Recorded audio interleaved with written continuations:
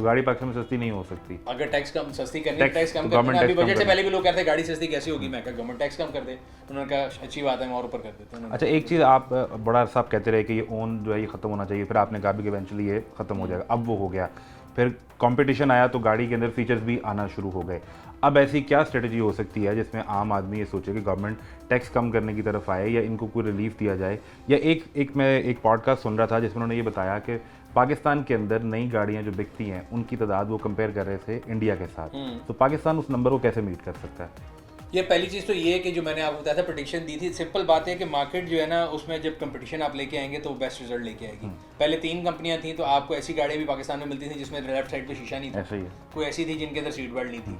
आज 13 कंपनियां हैं, मल्टीपल एयर बैग लाजमी है गाड़ी में, पैनोरामिक रूफ ऐसे आती है जैसे कि फ्री में आ रही है। So the options are unlimited, these are all fruits of a competition, एक फेयर कंपटीशन हुआ।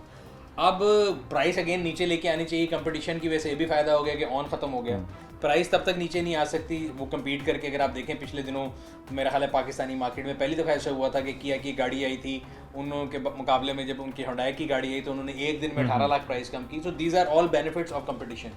बट आम आदमी की जब हम बात करते हैं जो एक सर्टन लेवल का है, मुतवस्सित तबके का आदमी है, उसको एंट्री लेवल की गाड़ी लेनी ऐसा ही है। उसकी प्राइस डिक्रीज इसलिए नहीं हो रही कि पहले उस पर जीएसटी कम था, आपने बढ़ा दिया, फिर उस पर आपने कार्बन लेवी लगा दिया, तो वो तो कम नहीं हो सकती। वो अगर हम जितने मर्जी प्रोग्राम कर लें, जितनी मर्जी बातें कर लें, एंड रिजल्ट तब तक है जब तक गवर्नमेंट डिसाइड नहीं करती कि उसकी प्रायोरिटी है कि उसने आम आदमी को गाड़ी देनी है कि नहीं। आई डोंट थिंक वो है। जैसे एक तो गवर्नमेंट एंड पे ना हमने देखा भी, अभी हम ऑफ द कैमरा डिस्कस भी कर रहे थे कि एक कंपनी ने ये जो टैक्स लगा है वो उन्होंने कस्टमर को ट्रांसफ़र नहीं किया, खुद रख लिया, बाकी सब ने ट्रांसफ़र कर दिया तकरीबन।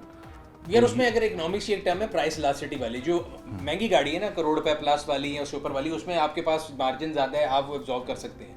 जो एंट्री लेवल की गाड़ी है 660 सीसी, उसमें मैं बता रहा हूँ अगर वो 30 लाख रुपए की थी तो उसके अंदर तकरीबन 16 लाख रुपए तो टैक्स था या 14 लाख रुपए टैक्स था, तो उनके पास मार्जिन कम था। आपने मजीद टैक्स बढ़ा दिया तो उन्होंने वो पास ऑन किया, उन्होंने एक्स्ट्रा कोई चार्ज नहीं किया, एग्जैक्ट टैक्स की अमाउंट पास ऑन की। ठीक है। अच्छा, एक हम डिस्कस करते हैं, दुनिया में अब एक रेवोल्यूशन या चेंज आ रहा है इलेक्ट्रिक गाड़ी के हवाले से।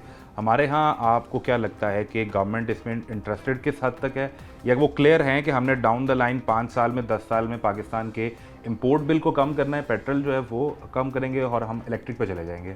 अच्छा, उसमें थोड़ी कंफ्यूज सी स्टेटमेंट है। वैसे तो अगर हमारी ऑटो पॉलिसी की बात की जाए, पहली 2016 में आई, फिर 21 में आई, फिर अक्टूबर 2022 में उसके अंदर उन्होंने बताया कि जी हम इलेक्ट्रिक जाना चाहते हैं। उस इलेक्ट्रिक के फ़ायदे क्या होंगे कि जी हम आपसे टोल नहीं लेंगे, आपको प्रेफर्ड रजिस्ट्रेशन रेट मिलेगा, आपको चार्जिंग नेटवर्क मिलेगा। सब झूठ था। आज आप इलेक्ट्रिक गाड़ी रजिस्टर करा के देख लें, मैं अगेन झूठ बोल रहा हूँ तो ऑन रिकॉर्ड आप चैलेंज कर लें। हर इलेक्ट्रिक गाड़ी को पहले कन्वर्ट किया जाता है इंजन सीसी में, फिर उसको रजिस्टर कराया जाता है। और ऐसी वेरिएशन है, एक इलेक्ट्रिक गाड़ी आप पंजाब में रजिस्टर कराएं वो 20 लाख की होगी, इस्लामाबाद में कराएं वो 24 लाख की होगी, सिंध में जाएंगे वो 15,000 की होगी।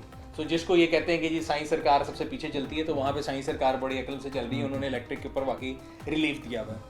टोकन कोई ऑफ नहीं है, पूरी दुनिया में इलेक्ट्रिक गाड़ियों पे कोई कंजेशन टैक्स नहीं है। आपने दुनिया के जहानाबाद एरिया में जाना इलेक्ट्रिक गाड़ी पे कोई आपको टोकन नहीं मिलेगा, इधर टोकन भी है। अभी क्लाइमेट टैक्स तो नहीं इस पे इलेक्ट्रिक पे लगेगा? नहीं, शुक्र है वो नहीं लगाया, वो भी कोई लगा सकता तो लगा, अगले बजट में लगा भी दें, वो लगा सकते थे। एक चीज़ जो विजन की बात वो कर रहे हैं, जो एनईवी पॉलिसी आई है, जो हर जगह एनईवी का बोर्ड लगाया गया है, उसमें उन्होंने ये कहा कि by 2030 they see 30% of cars as electric, which I think is very aggressive target, keeping in mind कि ना आपके पास चार्जिंग नेटवर्क है। लाहौर, कराची, इस्लामाबाद तीनों शहरों को जमा करके आप दोनों हाथों की उंगलियों पे गिन सकते हैं, इससे कम चार्जर है।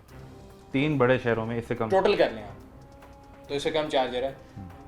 अगेन नारे और हैं, कस्में और हैं, वादे और हैं, प्रैक्टिकल रियलिटी और है। और ये it's a chicken and egg problem.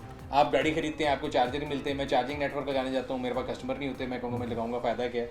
क्योंकि एट द एंड जब आपने गाड़ी की ड्यूटी कम कर दी है लेकिन उसकी रजिस्ट्रेशन उतनी महंगी रखी हुई है, उसके टोकन उतनी महंगे रखे हुए हैं, सारा कुछ सेम रखा हुआ है, तो बेनिफिट तो वन टाइम। इस पे गवर्नमेंट को आना पड़ेगा, चार्जिंग स्टेशन को लगाने के लिए सब्सिडाइज करना पड़ेगा, या प्राइवेट पार्टनर को इतनी सहूलत देनी पड़ेगी कि वो पूरे पाकिस्तान में या कम से कम बड़े शहरों में आ सके?